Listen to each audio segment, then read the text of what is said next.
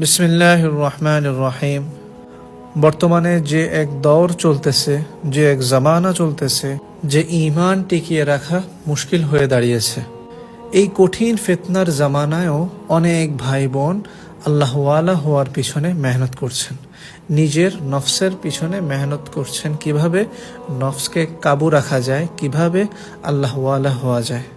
প্রত্যেক মুসলমানের দিলের তামান্না, দিলের খায়েশ তো হলো এই যে সে ঈমানের সাথে মৃত্যুবরণ করুক, তার দুনিয়া থেকে বিদায়টা যেন সুন্দর হয়। আমরা সকলেই তো এমন চাই, তাই না? আল্লাহ তাআলা আমাদের প্রত্যেককে কবুল করুন, বলুন না আমিন। তো ভাই, এই ফিতনার জামানায় অনেক মুসলমান ভাই বোন তো নফসকে দুর্বল করার পিছনে তো মেহনত করে, ইবাদত করে, নামাজ পড়ে, দান সদকা করে, কিন্তু ইবাদতের মধ্যে সেই অনুভূতি কাজ করে না, ইবাদতের মধ্যে কাইফিয়ত থাকে না। নামাজ, কালাম, দান সদকা এগুলো আসর করে না।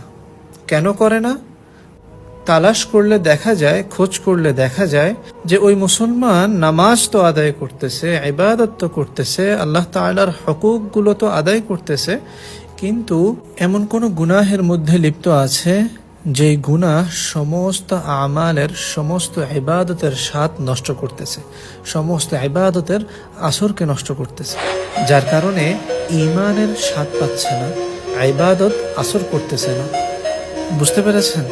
মাসকে মাস নামাজ তো আদায় করতেছে, রোজার সময় হলে রোজা তো রাখতেছে, দান সদকা তো